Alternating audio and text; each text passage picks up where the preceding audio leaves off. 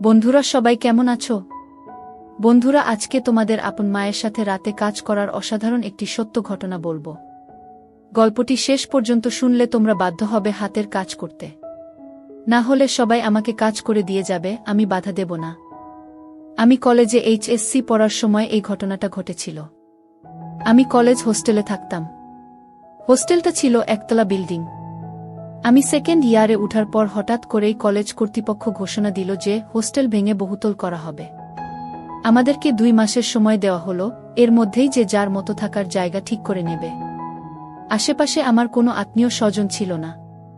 মেসের জন্য কয়েকদিন ঘুরলাম কিন্তু পছন্দ মতো পেলাম না। আমার তো ভয় হলো যে শেষ পর্যন্ত হয়তো আমি থাকার জায়গা খুঁজে পাব না, সেক্ষেত্রে আমার পড়াশোনার কি হবে সেটা ভেবেই অস্থির হয়ে পড়লাম।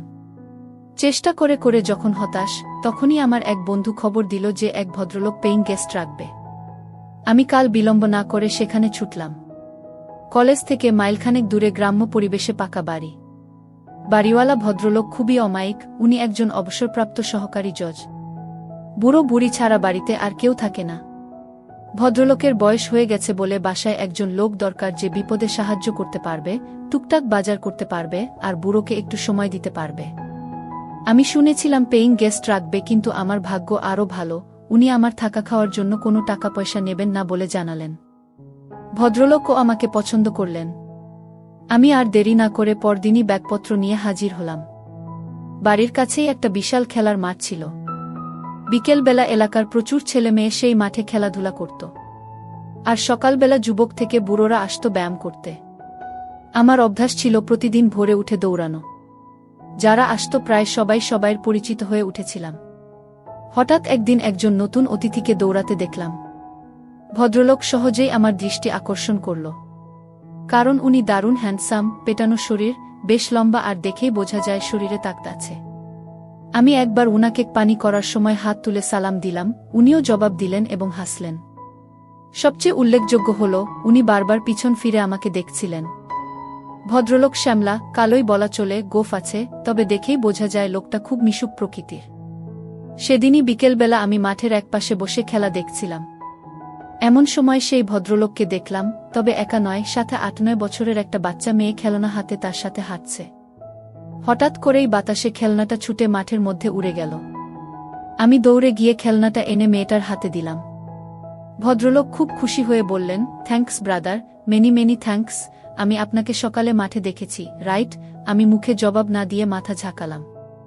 উনি হাত বাড়িয়ে দিয়ে হ্যান্ডশেক করে বললেন, আমি মেজর সুবীর, আর্মিতে আছি, আর এ আমার মেয়ে মল্লিকা।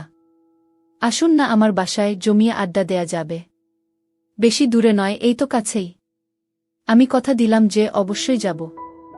উনি বাসার লোকেশন বলে দিলেন। এখান থেকে উত্তর দিকে 8টা বাড়ি পরেই একটা মুদি দোকান আছে, রহমান স্টোর্স, সেটার পিছনেই তাদের বাড়ি।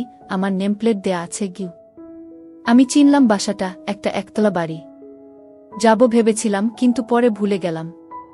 2 দিন পর ভোরে সুবীর সাহেবের সাথে আবার দেখা, তখন আর উনি আমাকে ছাড়লেন না, একেবারে সাথে করে বাসায় নিয়ে গেলেন। বাড়িটা উনার নয়, ওটা উনার শ্বশুর বাড়ি। উনার বউয়ের সাথে পরিচয় করিয়ে দিলেন। আমি সুবীর সাহেবের বউকে দেখে খুব অবাক হলাম। উনার সাথে মানায় না, শুধু বয়সে নয়, রূপেও রাত আর দিন পার্থক্য। উনার বয়স 50-এর কাছাকাছি, কিন্তু উনার বউয়ের বয়স 30-এর উপরে হবে না। মহিলার নাম রেনু, আমি তাকে রেনু আপা বলে ডাকতাম, কারণ ভাই বোন সম্পর্কের মধ্যে কেউ খারাপ কিছু খোঁজে না। রেনু আপা অপরূপ সুন্দরী, যে কোনো পুরুষের হার্টবিট বাড়িয়ে দেওয়ার মতো যথেষ্ট উপাদান তার আছে। রেনু আপা বেশি লম্বা নয়, 5 ফুট মতো হবে। মালা ওদের একমাত্র মেয়ে, ক্লাস 2-তে পড়ছে। নাদুস নুদুস নরম তুলতুলে সে, তবে গায়ের রং ওর বাবার মতোই কালো আর উচ্চতায় মায়ের মতো খাটো। তবে ঝকঝকে সাদা দাঁতের হাসিটা দারুণ, সেই সাথে ওর চেহারাটাও বেশ মিষ্টি। সুবীর সাহেব এতদিন মিশনে ছিলেন বলে রেনু আপা মালাকে নিয়ে বাপের বাড়িতেই আছেন। ওদের আন্তরিকতা আমাকে মুগ্ধ করল। একদিনের পরিচয়ে এই অনাত্মীয় শহরে মনে হলো এরা আমার কতকালের চেনা আত্মীয়। আমি বেশ খানিকক্ষণ গল্প করলাম, নাস্তা না করিয়ে ছাড়ল না। আমার ক্লাস ছিল, সেই জন্য তাড়াতাড়ি চলে আসতে হলো। তবে সুবীর সাহেব আমাকে দিয়ে প্রতিজ্ঞা করিয়ে নিলেন যে সম্ভব হলে প্রতিদিন একবার যেন উনাদের সাথে দেখা করি। আমারও ভালো লেগে গেল, বিশেষ করে মেয়েদের আমার সবসময় ভালো লাগে। রেনু আপার মতো সুন্দরী আর মিশুক হলে তো কথাই নেই। সেদিনের পর থেকে রেনু আপার বাসায় যাওয়া আমার প্রতিদিনের ডিউটি হয়ে গেল, বিশেষ করে টিভি সিরিয়াল দেখার জন্য। তাছাড়া বিসিআর আছে, মাঝে মাঝে হিন্দি ছবিও দেখা হয়। ছুটি শেষে সুবীর সাহেব তার কর্মস্থলে ফিরে গেলেন, তবে আমার যাতায়াত বন্ধ হল না। সাধারণত আমি রাত 9টার দিকে যেতাম টিভিতে নাটক দেখার জন্য। মালা ইতিমধ্যেই আমার সাংঘাতিক ভক্ত হয়ে গেছে। আমি গেলে আমাকে ছেড়ে নড়তেই চায় না। আর সাংঘাতিক গা ঘেঁষা স্বভাব মেয়েটার। যতক্ষণ থাকবো আমার কোলে বসে থাকবে, না হলে পিঠে চাড়বে। আমি বেল বাজাতেই ছুটে এসে মালাই দরজা খুলে দেয়। আমি ঘরে ঢুকে সোফায় বসার সাথে সাথে আমার কাছে বসে গলা ধরে। আমিও ওকে কাছে টেনে ধরি। মালা শুধু খিলখিল করে হাসে। রেনু আপা মাঝে মাঝে আমাকে বিরক্ত না করার জন্য মালাকে বকা দেয়, কিন্তু আমি আপাকে ওকে বকতে মানা করি। এভাবেই আমাদের দিনগুলি কাটতে থাকে। আমি দিনে দিনে রেনু আপার পরিবারের একজন সদস্য হয়ে উঠি। মেয়ে দুজনের সাথেই আমার সময় গাঢ় হয়ে ওঠে। তবে আমি একজন নারী লোভী হলেও মালার সাথে আমার সম্পর্ক ছিল একেবারেই নির্ভেজাল, স্বাভাবিক। আমার মনে ওই বাচ্চা মেয়েটা সম্পর্কে কোনো খারাপ উদ্দেশ্য ছিল না। এমনকি রেনু আপা একটা আইটেম হলেও আমি তাকে খুবই সম্মানের চোখে দেখতাম। এক কথায় ওই পরিবারের সাথে আমি একেবারেই সুস্থ স্বাভাবিক একটা সম্পর্ক গড়ে তুলতে চেয়েছিলাম।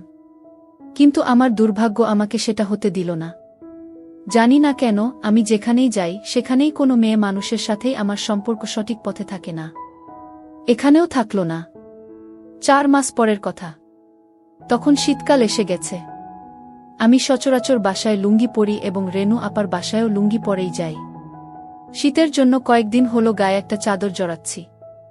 মালা যথারীতি আমার কোলে বসে এবং চাদরের ভিতরে ঢুকে পড়ে। মাঝে মধ্যে মালার নড়াচড়া এতটাই অস্বাভাবিক হয়ে পড়ে যে আমারটা গরম হয়ে ওঠে। কিন্তু আমি এই পরিবারের সাথে সম্পর্কটা নষ্ট করতে চাই না বলে খুব সাবধান থাকি, যাতে আমার দিক থেকে কোনোরকম দুর্বলতা প্রকাশ হয়ে না পড়ে। কিন্তু সবসময় মনে হয় আমরা যা চাই বিধাতা তা চান না। প্রকৃতপক্ষে সবই তো তার দখলে। একদিন আমি যথারীতি রেনু আপার বাসায় গিয়ে ড্রয়িং রুমে টিভি ছেড়ে বসলাম। আপা রান্নাঘরে ব্যস্ত ছিল বলে আমাকে বসতে বলে চলে গেল। মালা পড়াশোনা করছিল। আধ ঘন্টা পরে মালা পড়া শেষ করে ড্রয়িং রুমে এলো। আমাকে দেখেই ছুটে এসে আমার 2 পাশে পা দিয়ে কোলে বসে গেল চাদর সরিয়ে। মালা কখনো বসে স্থির থাকে না, সেদিনও বেশিক্ষণ স্থির থাকল না। মিনিট 5 মধ্যেই ওর নড়াচড়া শুরু হয়ে গেল। তবে সেদিনের নড়াচড়ার পরিমাণটা ছিল বেশি। আমি বললাম, কিরে অমন করছিস কেন? মালা বলল, আমার চুলকাচ্ছে চু। আমি বললাম, ঠিক আছে, তাহলে নিচে নেমে বস। কি আমার কথা শুনে মালা উঠে দাঁড়ালো, আর আমি আমার পা দুটি সরিয়ে মালা আমার 2 পায়ের মাঝে সোফার উপরে বসল। কিন্তু মালা সম্ভবত বুঝতে পেরেছিল যে সোফার মাঝখানে মোটা দড়ির মতো কিছু একটা আছে। আমি ওটাকে থামানোর যথাসাধ্য চেষ্টা করলাম, কিন্তু পারলাম না। ওর কানের কাছে ফিসফিস করে ধমকে উঠলাম, এই মালা, কি হচ্ছে এসব? ছাড় বলছি। কি? মালা তখন বলল, ছাড়ব না। তুমি শক্ত বানালে কেন? ছাড়ব না। কি করবে? আমি এবারে অন্য পথ চেষ্টা করলাম। বললাম, আপা দেখলে কিন্তু জবাই করে ফেলবে। মালা হেসে বলল, মামনি রান্নাঘরে তোমার জন্য পোলাও মাংস রাঁধছে, এদিকে আসবে না? গিয়ে আমি বললাম, তবুও এসব ভালো না লক্ষ্মী মামনি, ছাড়ো। মালা আরো জোরে ধরে বলল, না ছাড়ব না, আমার ধরে থাকতে ভালো লাগতেছে। আমার ধৈর্যের বাঁধ ভেঙে গেল, মাথার মধ্যে গোলমাল হয়ে গেল, আমার হিতাহিত গান লোপ পেয়ে গেল। আমি স্থানকালপাত্র সব ভুলে গেলাম। সব ভুলে গেলাম। আমি ফিসফিস করে বললাম, দেখ, তুই যদি আমারটা না ছাড়িস আমি কিন্তু তোরটা ধরব। 1 সেকেন্ডও দেরি না করে মালা আমার চোখে চোখ রেখে হাসতে হাসতে বলে দিল, ধরো না, ধরো। আমি কি মানা করেছি নাকি? একেবারেই বাচ্চা একটা মেয়ে, যার কিনা সন্ধিক্ষণে পৌঁছানো এখনো অনেক বাকি, তার এরকম কাজ দেখে আমার টাস্কি লেগে গেল। একটু পর রেনু আপা এলো। আমি ভয় পেয়ে হাত সরিয়ে নিলেও মালা ছাড়ল না। যেহেতু আমাদের পুরো শরীর চাদরে ঢাকা ছিল, আপা কিছুই বুঝতে পারল না। আপা আমার জন্য গরম গরম খাবার তৈরি করে এনেছিল। আমার সামনে টেবিলে সেগুলি রাখতে লাগল। নিচুতে টেবিলে খাবার রাখার জন্য আপাকে আমার সামনে অনেকখানি নুয়ে পড়তে হচ্ছিল। ওই দৃশ্য চোখে পড়ার সাথে সাথে আমার কেমন যেন অনুভূতি হল। আমার চোখ সরাতে চেষ্টা করলাম, কিন্তু আমার অবাধ্য চোখ বারবার ঘুরে ফিরে চুম্বকের মতো ওদিকেই আটকে যাচ্ছিল। ভয় হচ্ছিল, বাই চান্স আপা যদি বুঝতে পারে তাহলে হয়তো ভীষণ রাগ করবে, আর আমি অনেক কিছু থেকে বঞ্চিত হব। কিন্তু সৌভাগ্যক্রমে সেসব কিছু হল না। আমি মালাকে নামিয়ে পাশে বসিয়ে দিলাম, আর আপার আনা খাবার খেতে শুরু করলাম। শুক্রবার আমাদের কলেজ বন্ধ থাকে। প্রতি শুক্রবারেই সকালে আমি রেনু আপার বাসায় যাই টিভিতে প্রোগ্রাম দেখার জন্য। সেদিনও ছিল শুক্রবার। আপা আমার জন্য চা করে নিয়ে এলো। আমি সোফায় বসা, আপা হামা দিয়ে টেবিলে চা রাখল। সেদিন আপা সালোয়ার কামিজ পরেছিল। যখন আপা চায়ের কাপ রাখতে গেল, তা দেখে আমার হার্টবিট বেড়ে গেল। আমি চা খেয়ে টিভি দেখতে লাগলাম। একটা সুন্দর ছবি হচ্ছিল। 11টার দিকে আপা নিজের কাপড় চোপড় নিয়ে ঘর থেকে বেরিয়ে গেল, সম্ভবত গোসল করার জন্য গেল। আমার গায়ে চাদর ছিল না, এজন্য মালা এতক্ষণ বিশেষ সুবিধা করতে পারছিল না। এবার মালা তার কাজ শুরু করে দিল। আমার কৌতূহল চেপে রাখতে না পেরে আমি জানতে চাইলাম, ও এসব কোথা থেকে শিখেছে। মালা প্রথমে আমাকে কসম খাইয়ে নিল যে আমি কাউকে এটা বলবো না। পরে বলল টিভিতে দেখে শিখেছে। আমি বললাম মানে? মালা বলল, বাবা ছুটিতে আসার সময় ভিডিও ক্যাসেট নিয়ে আসে। অনেক রাতে ওরা যখন মনে করে আমি ঘুমায়ে গেছি তখন সেই ভিডিও দেখে, কিন্তু আসলে তো আমি ঘুমাই না। চুরি করে দেখি কেমন করে এসব কাজ করতে হয়। রেনু আপা চলে আসাতে আমরা চুপ মেরে গেলাম। মালা উঠে বাইরে চলে গেল। আমি টিভিতে মনোযোগ দিলাম। আমি যেখানে বসেছিলাম সেখান থেকে রেনু আপার ড্রেসিং টেবিল আড়ালে হলেও ড্রেসিং টেবিলের সামনে কেউ দাঁড়ালে সরাসরি তাকে দেখা না গেলেও আয়নার মধ্যে তাকে পরিষ্কার দেখা যায়। আমিও দেখতে পাচ্ছিলাম। চাইছিলাম ওদিকে তাকাবো না, কিন্তু অবাধ্য চোখ বারবার ঘুরে ঘুরে ওদিকে চলে যাচ্ছিল। আপা টেবিলের উপরে পা তুলে দিয়ে লোশন মাখল। হঠাৎ আমার বুকটা এমনভাবে ধরফর করতে লাগলো যে মনে হলো হৃৎপিণ্ডটা না বাইরে বের হয়ে যায়। কারণ রেনু আপা তার সব হঠাৎ করে আমার মাথার মধ্যে বিজলি খেলে গেল। মালার বলা কথাগুলো মনে পড়ে গেল। আমি রেনু আপার কার্যকলাপের মধ্যে পরিষ্কারভাবে অন্য কিছুর স্বাদ পেলাম, আর তার টার্গেট আর কেউ নয়, আমি। মুখে ভাই ডাকলেও তার আসল উদ্দেশ্য অন্য। মালার কথায় বুঝতে পেরেছি যে কোনো কারণেই হোক সুবীর বাবু কাজ করতে অক্ষম। সেক্ষেত্রে আপার কাতর হওয়াটাই স্বাভাবিক। কিন্তু মালার সাথে আমি যেভাবে আটকে গেছি তাতে মামে দুজনকেই। না না, সেটা সম্ভব নয়। এটা আমি পারব না। সিদ্ধান্ত নিলাম, হয় মালা না হয় আপা থেকে আমাকে দূরে থাকতে হবে। সেদিনের মতো আমি দ্রুত আপার বাসা থেকে চলে এলাম। পরের 2-3 দিন ইচ্ছে করেই আমি আপার বাসায় গেলাম না।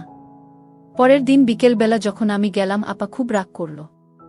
আমি অজুহাত দেখালাম যে সামনে পরীক্ষা, সেজন্যে আসিনি, আর তাছাড়া আমার বাড়িওয়ালা আর তার বউ একটা নিমন্ত্রণ খেতে গেছে 3-4 দিনের জন্য, তাই বাড়ি ছেড়ে আসতে পারিনি। আমি সেদিনও তারা দেখালাম যে আমি বাড়িতে একা আছি, তাই বেশিক্ষণ থাকা যাবে না, চুরি টুরি হতে পারে, আমাকে তাড়াতাড়ি ফিরতে হবে। আপা সব অকটে বিশ্বাস করল। আসলে বাড়িওয়ালা সেদিনের জন্য দাওয়াত খেতে গেছিল। আমি এদিকে মালার সান্নিধ্য মনে প্রাণে চাইছিলাম। আর তাছাড়া এ কয়দিন মালাকে নিয়ে হাত দিয়ে কাজ চালিয়েছি। চোখের দেখা দেখিনি, তাই এটাই সবচেয়ে বড় সুযোগ। বাড়িতে আমি একা। মালাকে সাথে নিয়ে যাওয়ার কথা বলতেই আপা রাজি হয়ে গেল। মালাও বোধ হয় এটাই চাইছিল, সেও খুশি মনে আমার সাথে চলে এলো।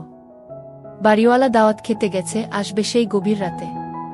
আমি মালাকে ঘরে নিয়ে দরজা বন্ধ করে দিলাম। আগেই মালার জন্য কিছু চকলেট এনে রেখেছিলাম, সেগুলি ওকে দিয়ে আমি শুয়ে পড়লাম। মালা আমার উপর মাথা রেখে চকলেট খেতে লাগল। মালা বলল, এই চকলেট মিষ্টি না, দেখি আমার আসল চকলেট খাই। সকল কাজটাজ সেরে আমি খুশি মনে মালাকে বাসার গেট পর্যন্ত এগিয়ে দিলাম। যাওয়ার পথে মালাকে বললাম যে আমি পরীক্ষার পড়া নিয়ে কয়েকদিন ব্যস্ত থাকব, তাই ওদের বাসায় যেতে পারবো না। আমার মাথায় আরেক ফন্দি এলো, তাই মালাকে বললাম, যদি পারিস তুই নিজেই সকালে চলে আসিস। সত্যি আমি 3-4 দিন না যাওয়াতে এক ভোরে মালা এসে হাজির।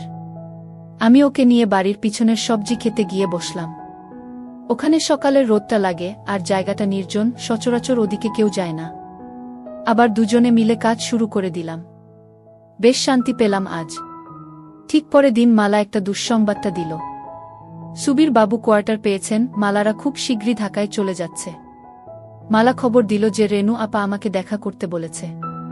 আমি দ্রুত রেনু আপার সাথে দেখা করলাম। আপা আমাকে তার স্বামীর লেখা চিঠি পড়তে দিল। সুবীর বাবু আসতে পারবেন না, তাই আমাকে অনুরোধ করেছেন মালা আর আপাকে ঢাকার গাড়িতে উঠিয়ে দেওয়ার জন্য। রেনু আপার সকল প্রস্তুতি আগে থেকেই নেওয়া ছিল। আমাকে পরের দিনের টিকিট আনতে বলল। আমি পরের দিনের ট্রেনেই আপা আর মালাকে তুলে দিলাম। আমার কেন যেন মনে হলো আপা আমার উপর রাগ করেই তাড়াহুড়ো করে চলে গেল। অনার্স করার পরে পারিবারিক জটিলতার কারণে আমার আর গতানুগতিক লেখাপড়া করা সম্ভব হচ্ছিল না।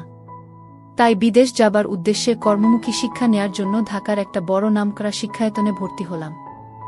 এক বন্ধুর সাথে মেসে থাকতাম। ঢাকায় আসার পর থেকেই রেনু আপা আর মালার সাথে দেখা করার এক অদম্য আগ্রহ থাকলেও ইনস্টিটিউটের কঠিন নিয়মকানুনের জন্য হয়ে ওঠেনি। কারণ সকাল 7টা থেকে দুপুর 2টা পর্যন্ত ক্লাস করতে হতো, তারপরে মেসে ফিরে পরের দিনের হোমওয়ার্ক করতে হতো, সপ্তাহে শুধু শুক্রবারে ছুটি থাকত। বেশি ছুটি পেলেই বাড়িতে যেতে হতো টাকার জন্য, এসব কারণে আর হয়ে ওঠেনি। সবচেয়ে বড় সমস্যা হলো, রেনু আপাদেরকে তো খুঁজে বের করতে হবে, আমি সুবীর বাবুর ঠিকানা জানি না। আর সে কাজের জন্য যথেষ্ট সময় দরকার, যেটা আমি কোনোভাবেই ম্যানেজ করতে পারছিলাম না। হঠাৎ করেই ইনস্টিটিউট 2 সপ্তাহের জন্য বন্ধ হয়ে গেল। আমি বাড়ি যাওয়া বাদ দিয়ে মালাদের খুঁজে বের করার জন্য মনস্থির করলাম। মনটা বড়ই আওলা লাগতেছিল। আমি ছুটির কথা বন্ধুকে বললাম, কিন্তু বাড়ি যাব না সেটা বললাম না। পরের দিন বন্ধু কাজে বেরিয়ে যাওয়ার সময় শুধু জানালাম, আমি হয়তো বাড়ি চলে যেতে পারি। প্রথমেই গেলাম ঢাকা সেনানিবাস অফিসার্স কোয়ার্টার্স এলাকায়। ঢুকতেই গার্ডদের বসার রুম, সেখানে জিজ্ঞেস করে জানতে পারলাম সুবীর বাবু অনেক আগে কোয়ার্টারে থাকতেন। পরে তিনি মিশনে বিদেশ চলে যান। বিদেশ থেকে ফিরে ঢাকায় বাড়ি কিনেছেন, উনার পরিবার সেই বাড়িতেই থাকে। কিন্তু তারা সেই বাসার ঠিকানা দিতে পারল না, তবে আমাকে আর্মি হেডকোয়ার্টারে খোঁজ নেবার পরামর্শ দিল। আমি সোজা হেডকোয়ার্টারে গিয়ে খোঁজ নিলাম। সুবীর বাবুর প্রমোশন হয়ে এখন তিনি লেফটেন্যান্ট কর্নেল, বাসার ঠিকানা পাওয়া গেল। আমি কোনো দ্বিধা না করে সোজা চলে গেলাম মিরপুরের সেই বাসায়। সহজেই পাওয়া গেল, নম্বর মিলিয়ে 6তলা বিল্ডিং এর সামনে যেতেই বসবাসকারীদের নেমপ্লেট চোখে পড়ল, সেখানে সুবীর বাবুর নামও আছে। আসলে সুবীর বাবু বাড়ি নয়, ফ্ল্যাট কিনেছেন। নামের পাশেই ফ্ল্যাটের নাম্বার দেয়া। 4 তলায় সুবীর বাবুর ফ্ল্যাট। 4 তলায় গিয়ে সুবীর বাবুর নাম লেখা দরজার বেল চাপতেই ভিতর থেকে আওয়াজ পেলাম, কে? জবাব না দিয়ে দাঁড়িয়ে রইলাম। কিছুক্ষণ পর দরজা খুলে গেল। মালাকে চিনতে একটু কষ্টই হলো, রাস্তায় দেখলে চিনতে পারতাম না। চেহারার আদলটা আছে, আর সব কিছু পাল্টে গেছে। বেশ লম্বা আর একটু মোটা হয়েছে মালা। আমাকে দেখেই চোখ কপালে তুলে একটা চিৎকার দিল, ও মামনি, দেখো কে আসছে। রেনু আপা ছুটে এলো, আমাকে দেখেই কাছে টেনে নিল। বাসায় ঢোকার পর একটু অভিমান, একটু রাগ, কেন আসিনি, কেন খবর রাখিনি, এইসব চলল অনেকক্ষণ ধরে। বিকেলে সুবীর বাবু ফিরেও এক চোট বকা দিলেন। কিন্তু আদরের সীমা নেই, যেন জামাই আদর। আপা আমাকে কি কি রান্না করে খাওয়াবে সেটা নিয়ে ব্যস্ত হয়ে গেল। বিকেলবেলা আপা আর্মিদের বউদের নাকি একটা ক্লাব আছে, সেখানে চলে গেল। পরে মালা আমাকে বলল, আপা ফিরবে সন্ধ্যার পর। আপা গেলেও সুবীর বাবু বাসায় রইলেন। সেদিন আর মালাকে একা পেলামই না। তবে চোখে চোখে আমাদের অনেক কথা হয়ে গেল। এভাবে একটা দিন গেল। এতদিন পরে এলেও মালার মাঝে আমার জন্য ব্যাকুলতা দেখে ভালো লাগলো। যাক, শেষ পর্যন্ত এত কষ্ট করে খুঁজে বের করা সার্থক হবে বলে মনে হচ্ছে। সৌভাগ্য কাকে বলে। পরদিন সকালে অফিসে যাবার ঘণ্টাখানেক পর বাসায় ফিরে সুবীর বাবু ঘোষণা দিলেন, উনাকে এক্ষুনি বান্দরবান ছুটতে হবে, ওখানে কি যেন একটা ঝামেলা হয়েছে। আধা ঘন্টার মধ্যে নিচে গাড়ি এসে হর্ন দিল, উনি চলে গেলেন। যাবার আগে আমাকে অনুরোধ করে বলে গেলেন আমি যেন উনি না ফেরা পর্যন্ত না যাই। মনে মনে বললাম, আমিও তো সেটাই চাই। মালা সকালে স্কুলে গেছে, আসবে 2টার দিকে। বাসায় আমি আর রেনু আপা একা। আপা রান্নাঘরে ব্যস্ত রান্না নিয়ে।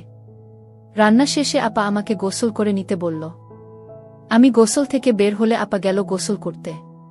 এ ফ্ল্যাটে গেস্ট রুম আছে, কাজেই আপা বেডরুমে আর আমি গেস্ট রুমে।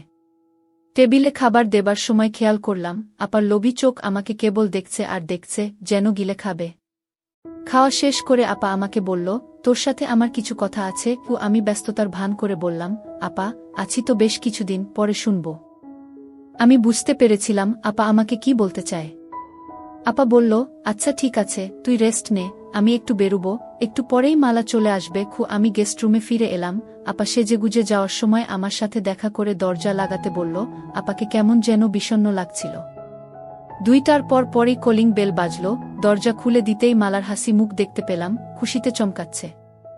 ঘরে ঢুকেই বলল, বাবা আসেনি। ওর বাবার বান্দরবান যাওয়ার কথা ওকে জানালাম। শুনে আরো বেশি খুশি হলো, আমাকে নিয়ে নাচতে লাগলো আর গান গাইতে লাগলো। মালা বেশ লম্বা হয়েছে। মনে হলো মাঝের এই 6টি বছর মালার কাছে 6টি দিনের মতো। মালা সেই আগের মতোই আছে, একটুও বদলায়নি। আমাকে চকাস চকাস করে অনেকগুলি পাপ্পা দিয়ে বলল, মামা ওয়েট করো, আমি আসছি। মালা দৌড়ে ওর রুমে চলে গেল। স্কুল ড্রেস ছেড়ে স্কার্ট আর টি শার্ট পরে এলো। এসেই ঘোষণা দিল, মামা চলো আজ একসাথে গোসল করব। আমি অবাক হয়ে বললাম, বলিস কি? মালা বলল, হ্যাঁ, এটা আমার অনেক দিনের স্বপ্ন। তোমাকে নিয়ে আরও কত যে স্বপ্ন আমার এই ছোট্ট বুকের মধ্যে গেঁথে রেখেছি সেটা তুমি কিভাবে বুঝবে? এতগুলি বছর পরে তুমি এলে, আর আমি তোমাকে প্রতিটা দিন মিস করেছি। মালা কাঁদতে লাগল, চোখের পানি মুক্ত বিন্দুর মতো ঝরে পড়ছিল। একটু স্থির হয়ে আবার আমাকে তাড়া দিল, কই চলো, বললাম না একসাথে গোসল করব? আমি বললাম, কিন্তু আমি তো গোসল করে নিয়েছি। মালা বলল, তাতে কি? আমি বললাম, তুই সত্যিই একটুও বদলাসনি, কেবল বড়ই হয়েছিস। মালা হাসল, বলল, বড় তো হয়েছিই তোমার জন্য। তখন যা যা পারোনি, এখন সব উসুল করে নাও, তোমাকে সব উজাড় করে দেব, এটা আমার অনেক দিনের আশা। মালাকে বললাম, একটা সত্যি কথা বলবি? তুই কি এখনো ইনটেক? মালা বড় বড় চোখ করে আমার দিকে তাকিয়ে বলল, মামা তুমি তোমার মালাকে চেনো না? তুমি ছাড়া এই দুনিয়ায় আর কে আছে যে আমাকে আনবক্স করবে? আমি তো তোমার জন্যই সব জমিয়ে রেখেছি। আমাদের প্রথম একটু কষ্ট হলেও আস্তে আস্তে মজা চলে এলো। মালাও দারুণভাবে এনজয় করতে লাগল। সন্ধ্যার পর রেনু আপা এলে আমরা বসে বসে অনেক গল্প করলাম। রেনু আপা আমার দিকে কি রকম করে যেন চোখে তাকাচ্ছিল। রাতে আমি শুয়ে পড়ার পরে আগের রাতে সুবীর বাবু আমার মশারি টাঙিয়ে দিয়েছিল। সেদিন রাতে সুবীর বাবু না থাকাতে আপাকে দেখলাম মশারি হাতে আমার বিছানার কাছে আসতে। আমি ঘুমের ভান করে মটকা মেরে পড়ে রইলাম। আপা প্রথমে লাইট অফ করে ডিম লাইট জ্বালালো, তারপর আমার পাশে খাটের উপর বসল। কতক্ষণ বসে আপা কি যেন ভাবল, তারপর উঠে মশারি টাঙিয়ে দিয়ে চলে গেল। সেদিন রাতেও আপা আমার পাশে বিছানায় অনেকক্ষণ বসে রইল। আমি জানতাম আপা কি চায়, কিন্তু ও যে মালার মা। আমি যদি মালাকে বিয়ে করতাম তাহলে রেনু আপা আমার শাশুড়ি হতো। আমি কিছু বলতেও পারছিলাম না আপা কষ্ট পাবে বলে, আবার মেনে নিতেও কষ্ট হচ্ছিল। আপাকে আমি অন্য চোখে দেখতাম, মনে মনে খুব শ্রদ্ধা করতাম। মাথার মধ্যে আমার চিন্তার ঝড় বয়ে যাচ্ছে, একটা দ্বন্দ্ব চলছিল। শেষ পর্যন্ত সিদ্ধান্ত নিলাম, না, এমন কাজ করা যাবে না। কারণ ও যে মালার মা, ওকে যে আমি বড় শ্রদ্ধার চোখে দেখি। তাই আপা যখন কাছে চলে এলো, আমি বললাম, ছি আপা, এ কি করছা? আপা যেন পাগল হয়ে গেল। আমাকে ধরে বলল, প্লিজ আমাকে একটু সুখ দে, আমি আর থাকতে পারছি না, আমি তিলে তিলে শেষ হয়ে যাচ্ছি। লক্ষ্মী ভাই আমার, আমাকে বঞ্চিত করিস না। সেই প্রথম তুই যখন আমাদের বাসায় আসলি তখন থেকেই তোর জন্য পাগল হয়ে আছি। বন্ধুরা, ভিডিওটি অনেক বড় হয়ে যাওয়ার কারণে গল্পের বাকি অংশ অন্য কোনো ভিডিওতে দেওয়া হবে। সবাই সাথেই থাকো।